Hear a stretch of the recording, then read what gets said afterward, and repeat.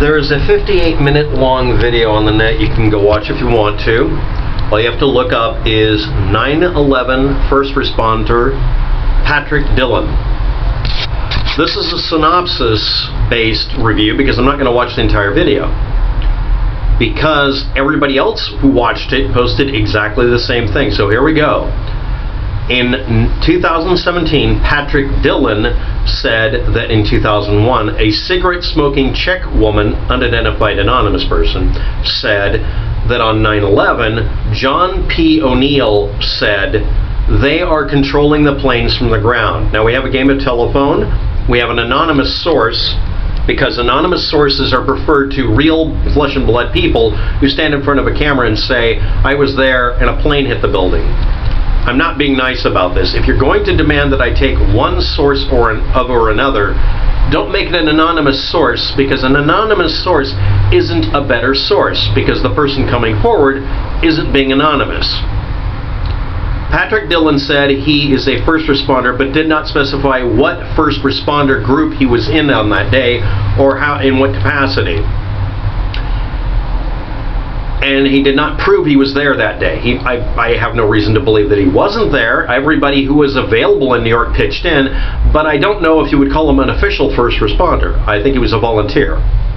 But this wording keeps getting used to crank up his authenticity by others, and I don't know, maybe by him, but let's just assume others are doing it because they keep putting it in the title.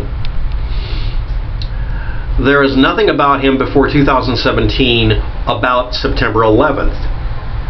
There are other things below in the description here. He says most of the steel in the pile was 30-foot sections cut at 45 degrees to weaken the towers before impact.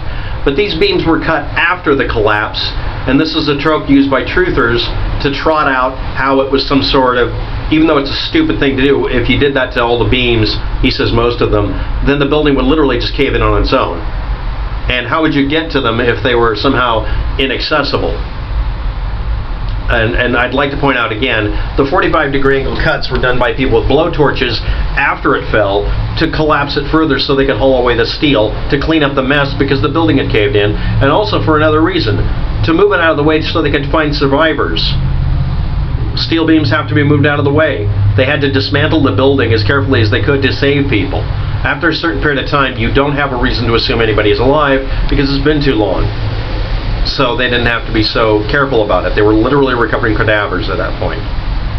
But this 45-degree angle cut section beam thing is somebody's BS meme that happened after the fact. This isn't something that was done before the towers fell.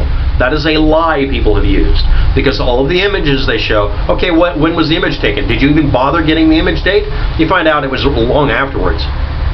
Every single freaking time I have to look it up, I have to say the same thing, and I'm going to do it again. Truthers tell lies. Get over it. Why would you assume they're immune from lying? They have a motivated self-interest to lie. He uses an anonymous New York Port Authority employee and seems to spice it up by being a Czech national and a female bodyguard for the Port Authority.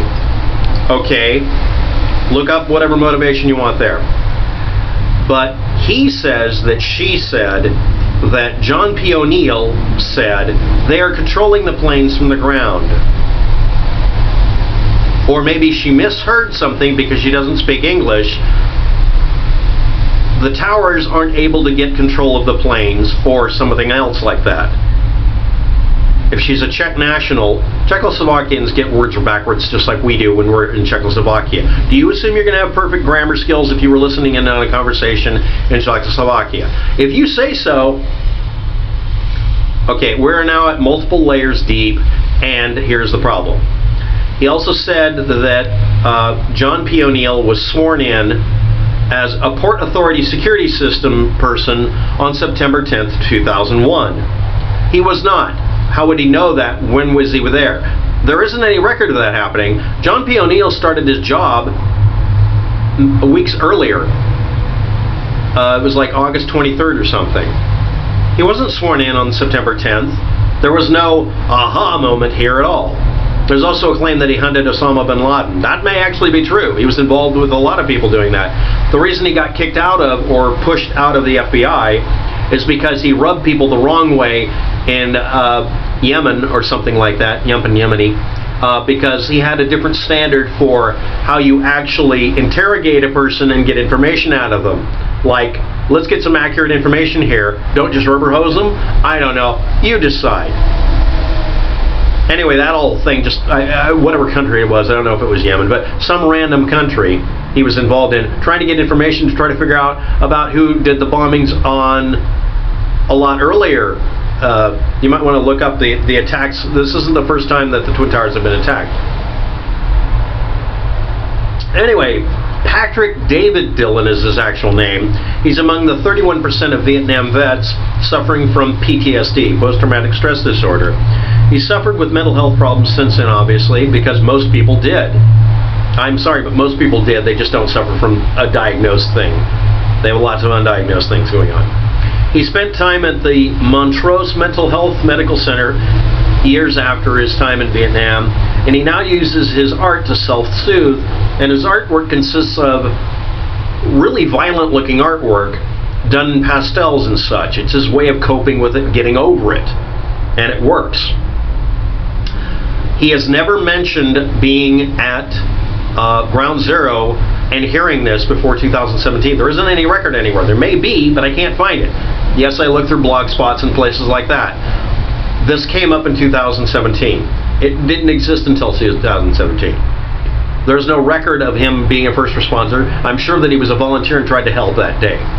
There is no record he has of who this Czech person is, and he isn't saying that he heard that this John Peonies said something. Someone else told him that,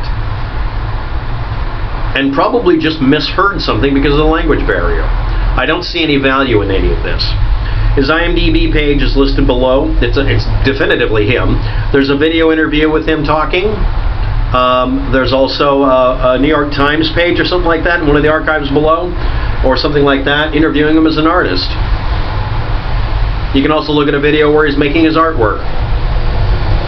I'm not pointing to the video where he's making this claim because this is literally all of it. I'm not going to waste 50 minutes plus on this until I see a written synopsis done by somebody who's willing to put in the effort. Number one, this does not seem to be a credible claim just because of the game of telephone. Number two, it's easily explained away if you want to by someone mishearing something. Next, no one else heard this guy say this. Next, a 45-degree angle cut in 30-foot sections of steel is so they can be loaded on a truck to haul them away while you're trying to dig people out or just recycle the steel. It is not how you make a building fall down. And especially not the way you make a building fall down to weaken it so you can prepare it for a demolitions activity that was unannounced or otherwise. In case you didn't know that, if you did that to the columns and cut them the way they look, the building would have fallen in on the people doing the cut and torch activity. That's why you don't do that.